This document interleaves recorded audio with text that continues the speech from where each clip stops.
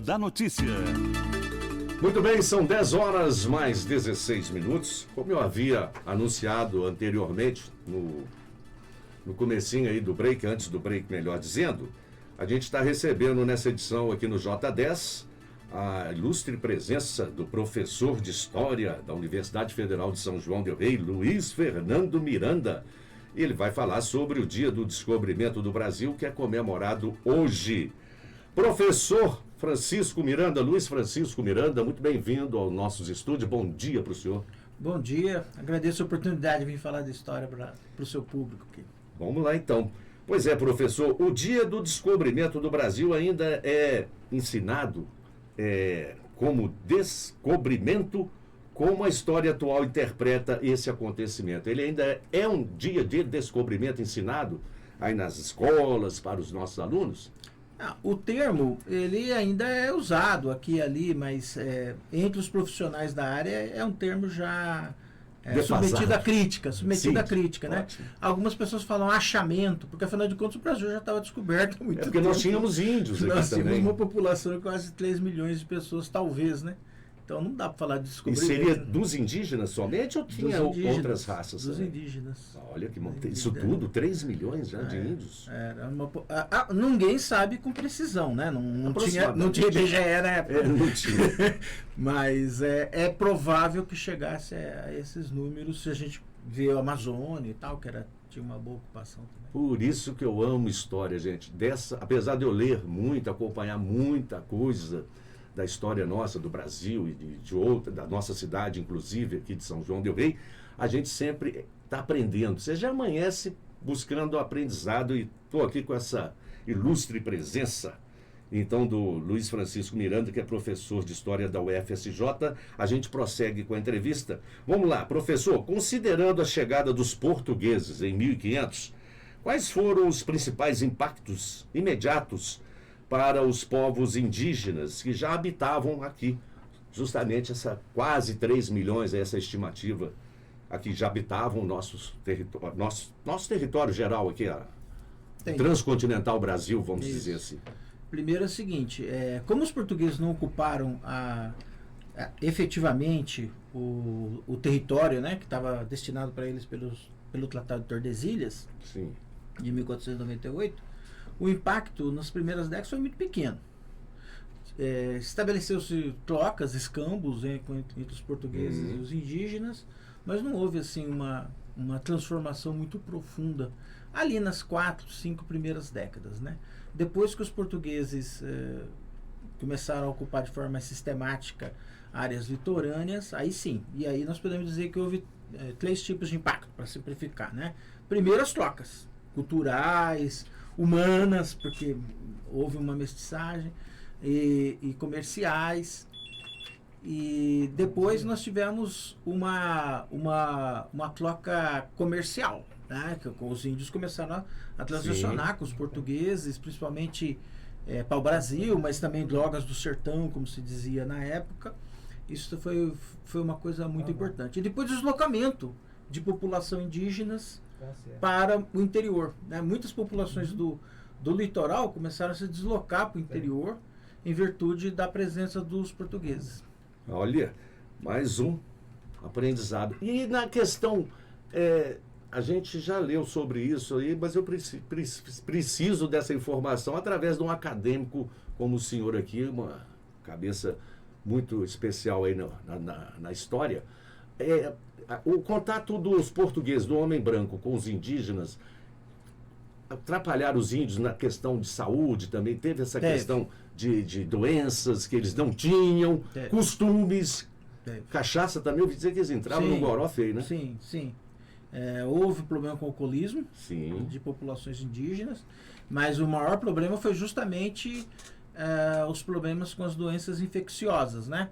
Os índios, os americanos de forma geral, não só aqui na América Portuguesa, mas em toda a América, esse problema foi muito grave, né? Sim. Varíola, sarampo, gripes, todos essas doenças viróticas e bacterianas, elas causaram uma quantidade grande de problemas populacionais nas populações indígenas. Ok. Professor, Agora, de que forma a chegada de Pedro Álvares Cabral ao Brasil e o início da presença portuguesa aqui influenciaram a formação aqui do que o Brasil é hoje, em termos aí sociais, culturais, econômicos? Como é que foi essa influência? É isso aí. Bom, falamos português, né? Não precisa. É o dado mais claro de que a vida no território que nós chamamos hoje de Brasil, na América Portuguesa, ela se transformou completamente, né? Primeiro que se introduziu uma forma de ganhar dinheiro que não existia, né? Não existia nem dinheiro, né? Uma forma de lidar com a produção, com o comércio, que é o capitalismo, né? Sim. Afinal de contas, isso é um ponto fundamental. Segundo, se introduziu um tipo de cultura e de experiência religiosa totalmente inexistente, que é o cristianismo, né? E em terceiro lugar, se introduziu um tipo de organização social, de organização do poder, que também as populações originárias não desconheciam totalmente, que é o Estado. Nossa. Então, Estado, capitalismo e cristianismo é uma transformação completa na experiência dessas pessoas, né? Fora o que a gente chama de miscigenação, né? Hoje esse termo está um pouco questionado, mas enfim, as trocas biológicas, Isso. né?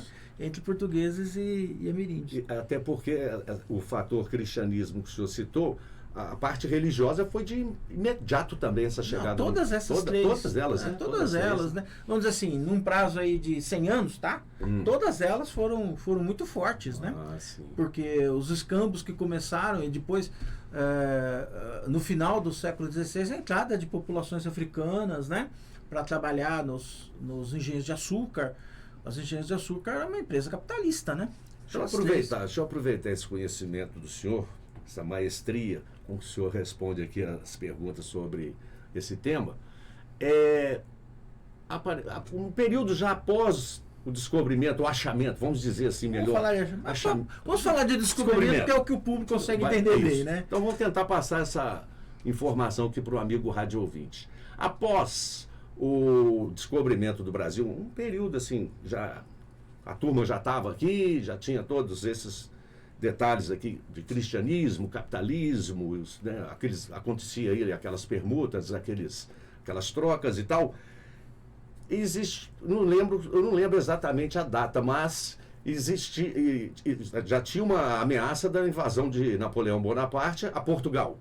Não, isso foi bem mais tarde. Foi bem mais tarde? Isso, assim, o que nós estamos falando é século XVI, tá? Sim. E quando a invasão napoleônica na Península Ibérica é começo do XIX. Então já tinha um período. O que houve no período, é uma coisa importante a ser dita, é uma tentativa de franceses, ingleses, holandeses também. Holandeses um pouco depois, né? Já no 17, de ocupar posições no Brasil. Por exemplo, o primeiro assentamento europeu na Baía da Guanabara foi francês. Sim. Entendeu? E aí os franceses foram expulsos, o Mendes Sá expulsou, né? Aliás, o Mendes Sá, ele foi extremamente importante também para pacificar populações indígenas na costa. Então teve essa tentativa dos franceses interferirem na ocupação portuguesa. Porque, veja bem, mesmo essa invasão napoleônica em Portugal, um período bem depois, séculos depois, mas aqui o Brasil era uma espécie de colônia ainda nessa época. Sim, certo? Claro. Sim. Mas, de acordo com o que eu já li, o Dom João VI, ele embarcou, veio para o Brasil também com essa ameaça dessa invasão de Napoleão Bonaparte. E é verdade que eles abriram lá os presídios, as cadeias, e salve-se quem puder, e a turma embarcaram nas naus e vieram para o Brasil mesmo? Isso é meio mitificado, né? Porque não tinha barco para todo mundo vir, né? Portugal tinha 1 milhão de habitantes.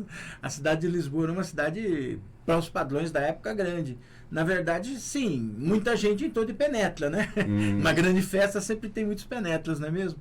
Mas o alvo da coroa portuguesa foi transferir a corte. Porque na vinda da família real, né, em 1808, o que aconteceu foi que Portugal tentou salvar o governo dos Bragança diante da invasão napoleônica, né? Porque quando Napoleão invadiu a Espanha, ele colocou o irmão dele como rei. Sim. Então foi uma estratégia dos Bragança para preservar o poder da família, né, da linhagem na coroa portuguesa. Foi preservar a coroa portuguesa. E isso, se a gente pode dizer que foi muito bem sucedido, né? Porque o filho dele se transformou em imperador do Brasil. A gente esquece disso, né? Os Bragança governaram o Brasil até 1889, né? Pois é, e naquela época não tinha assim dos recursos. Tecnologia nem se fala, não existia.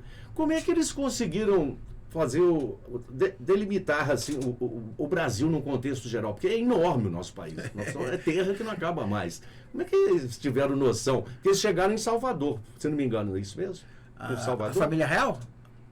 A família real, você está dizendo? Não, a descoberta mesmo. Foi na Bahia. Tem gente que hoje defende que talvez não tenha sido, tinha sido no Rio Grande do Norte, mas foi no que a gente chama de Nordeste, né? Com toda certeza. Mas após, então, essa chegada, esse descobrimento, eles devem ter continuado fazendo o litoral brasileiro afora para né, fazer um apanhado do tamanho da coisa. Olha assim, ó. Essa seria uma longa história, tá legal? Assim, ninguém sabia o que era América até meados do século XVI. Ninguém sabia onde terminava, onde não terminava, né? Existiam muitas dúvidas. Se você pega a história dos mapas da América no século XVI, é muito engraçado, porque a América é desenhada de formas que para nós seriam absolutamente surpreendentes. No comecinho mesmo, ninguém sabia se era América mesmo, né? O primeiro texto que nomeia a América são ali da 1502, 1503, que é o tal do Américo Vespúcio, né? Que faz Então, mas ninguém sabia muito bem o que era aquilo. Isso só vai se definindo ao longo do século XVI. Mesmo assim, a ocupação portuguesa, ela se restringe ao litoral. Você tem as entradas pelo sertão. Você deve ter ouvido isso na escola, né? As entradas e bandeiras, né? Bandeiras, é isso. Isso eles vão fazendo expedições. Né?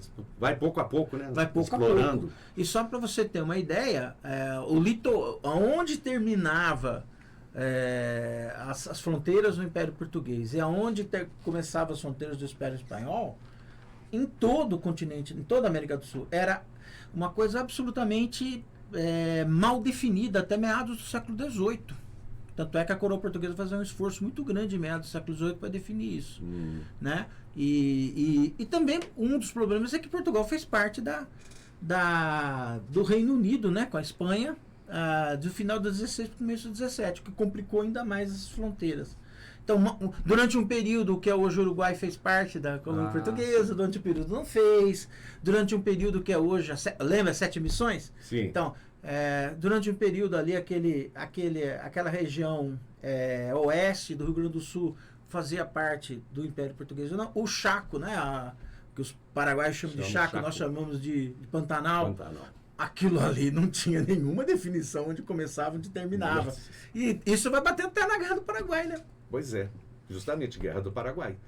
Agora, só para... É uma pena, porque esse assunto aqui a gente podia esticar uma semana aqui de programa exclusivo com o senhor professor. É uma pena que o tempo nosso não permite, porque a gente tem que seguir com break comercial, com notícias e tal, e mais entrevistas. Mas só para a gente finalizar, saindo um pouquinho também do descobrimento, mas ainda vivendo a era imperial no Brasil. É verdade que Dom Pedro I era mulherengo, era meio doidão? Não, porque eu já li sobre isso aí.